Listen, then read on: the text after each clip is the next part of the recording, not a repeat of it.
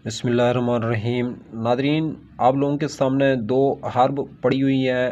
तो कुदरती जो है हमारा जो बर-ए-आज़म एशिया और बर-ए-आज़म पाक व हिंद है, ये कुदरती जो है अशिया से माला माल है। इसके अंदर जो है बहुत हद तक जो है अल्लाह ताला ने ख़ज़ाने रखे हैं, लेकिन ख़ज़ाने का जो इल्म है ये कम हज़रात को होता है। ये आप लोगों के सामने जो है छुआरा पड़ा हुआ है, और नंबर 2 पे ये गूंद कीकर का गूंद पड़ा हुआ है। आप लोग अगर दोनों चीज़ों को छुआरे में से गुठली निकाल लें और इसको जो है पीस लें गूंद कीकर को, तो इन दोनों चीज़ों का जो आटा है इनको आटा बना लें। आटे की जो है बाद में आटा बनाने के बाद जो है 1 से 2 चम्मच आप लोग दूध में डाल के शाम को अगर पी लेते हैं, और इसके अंदर हल्की सी जो है 4 टीस्पून चौथाई चम्मच हल्दी ऐड करेंगे, तो जिस्म के अंदर जो है ये हर मर्ज़ की दवा बनती है तकरीबन। तो ठंडी अशिया भी इसके अंदर मौजूद हैं और गर्म भी अशिया भी मौजूद हैं।